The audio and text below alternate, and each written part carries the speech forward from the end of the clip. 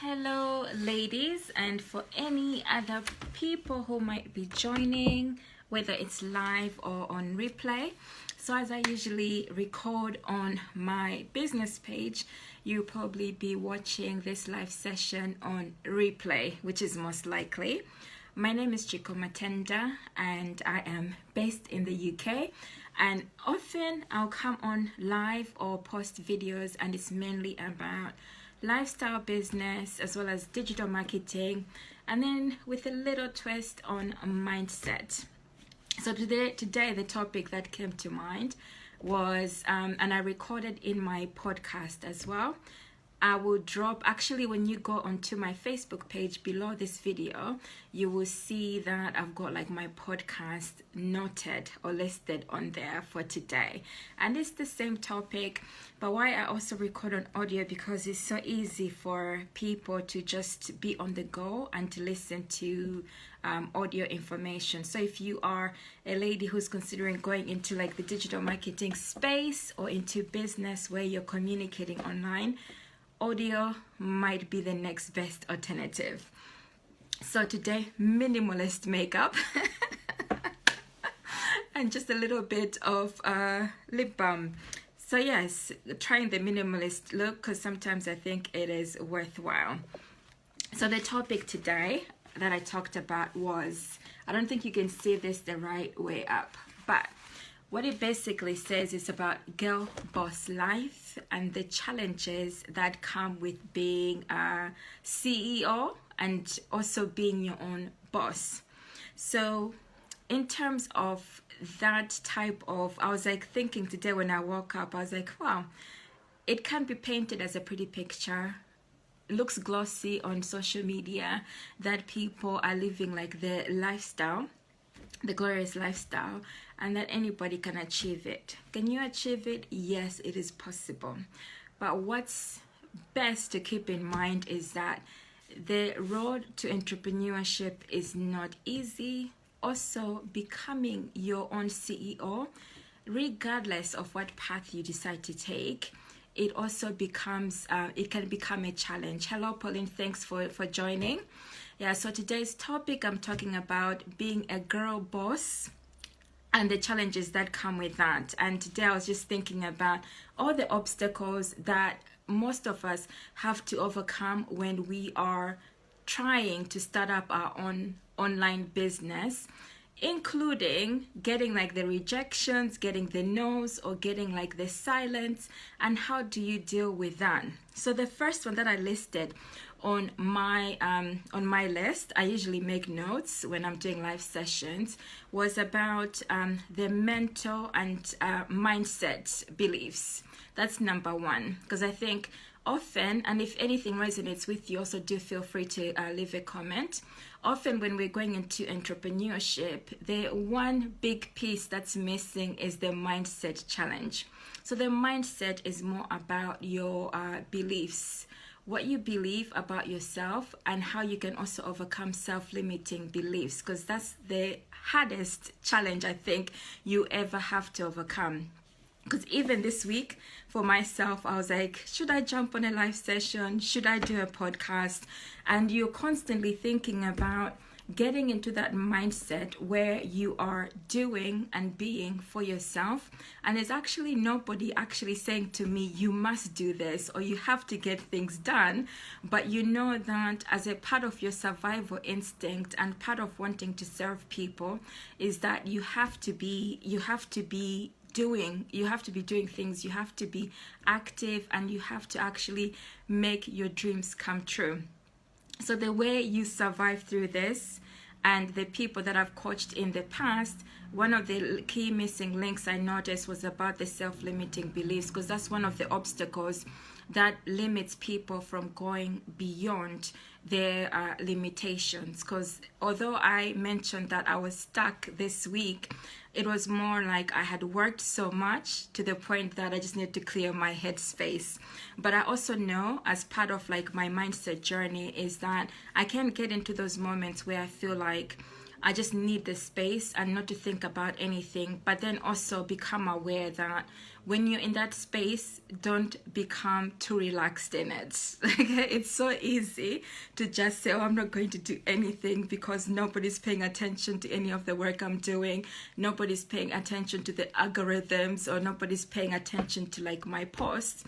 But it's ultimately looking at what is your life purpose, what motivated you in the first place to get into becoming a self-employed individual, or what motivated you to wanting to become an entrepreneur. So the more you think about that and you think about your life vision, that's one of the things that propels me every single day to continue being motivated and not to stay in this space where I feel like I might just give up, because I know that's not my ultimate goal. Okay, so that's number one. Then overcoming the obstacles. How do you even overcome the obstacles?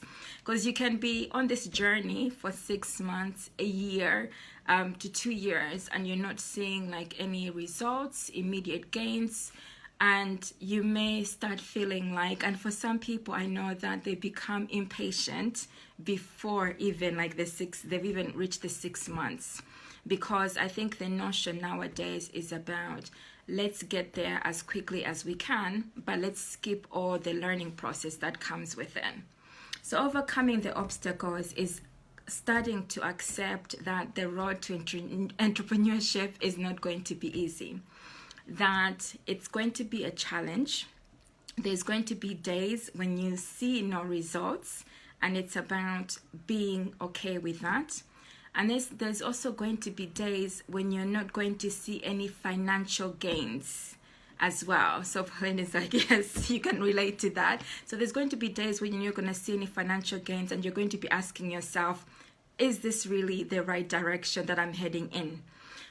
But it is also about not limiting yourself in terms of financial resources. So if you feel like you're caught in a bind and you don't have the financial resources to back you up, I always say there's no shame in looking for ways to gain income. So having a part-time job, or doing something flexibly as a consultant or a contractor, in order to get that income coming in, so that your mind as well is at least at ease, and you're not worrying about the financial risks that are posed about, like paying for bills, so that you can continue then to focus on your journey of becoming an entrepreneur. Okay, because money, I believe, should not be the first thing that comes to mind when you're going on the road to entrepreneurship. That's another struggle. That's another thing that people struggle with, and you may at times struggle with that, because we see dollar signs as the solution to becoming an entrepreneur, but that's not it. Becoming an entrepreneur is becoming a philanthropist, if I can even say that correctly or pronounce it. It's you are looking for ways to add more social value for people. So you have people in mind when you developed your business, who you wanted to be able to help, who you wanted to be able to add more value to in your every single day living. That's what entrepreneurship is about. So anybody who's joining, do feel free to say hello and let me know where you're checking in from. So I was talking about number 2 in terms of being a girl boss and the challenges that come with that. So overcoming the obstacles, for me, I always go back to the mindset again, the mindset journey, and think about, what is my true purpose? Who am I here to serve? And then move away from myself. Okay, the more you move away from yourself, the likelihood is that you will continue to persevere through. Because when you start to think about yourself and your immediate needs and solving money issues, the likelihood is that you will lose your purpose, you will lose your drive. So always revert back to, who do you want to help ultimately? And it's not family. Okay, that's the next response I usually get, is I want to be able to help my family, to buy them a home, to buy them a holiday.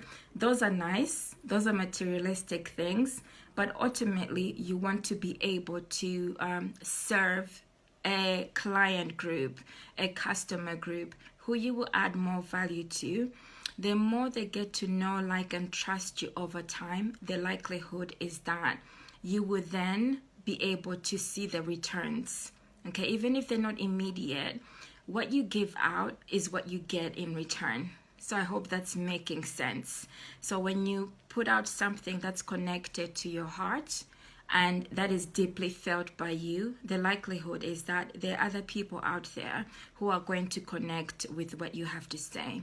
And they're the people out there who will then ultimately think, oh, I didn't know this was a problem that I had. Or there might be people who will say, oh, I was looking for this solution and this is exactly what I need. And they will be willing to invest in what you have to offer, regardless of the price, due to the value that you have added in their life.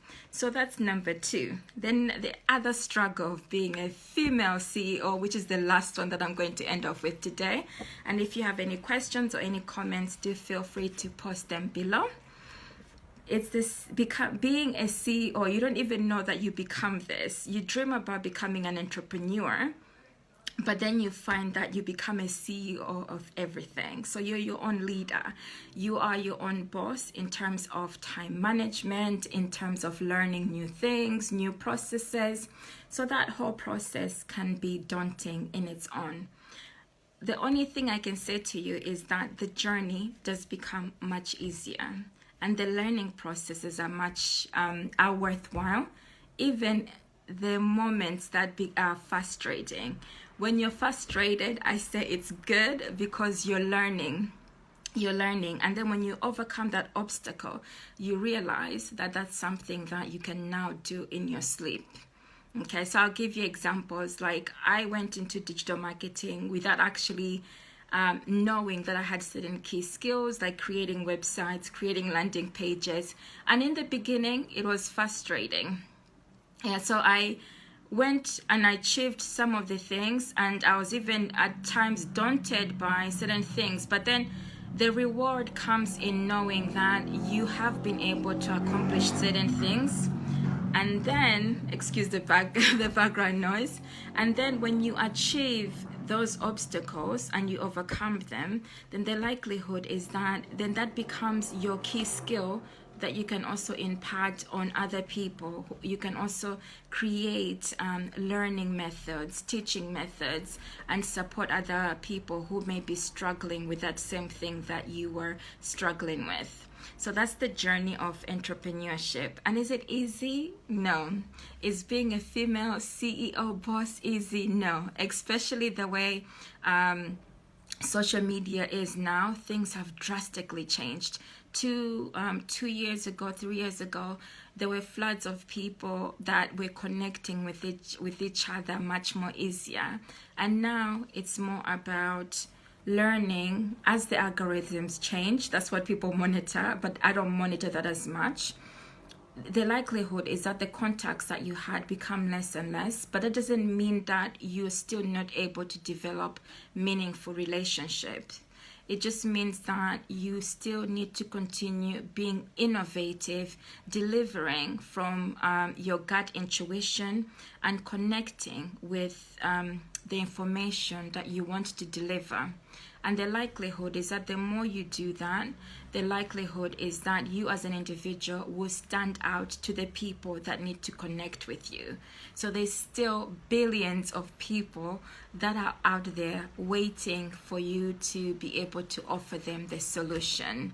So I'm going to end on that note, and I hope you found this live session of value. And thanks for joining me, Pauline. And then there was also another individual who joined. I didn't get to see them.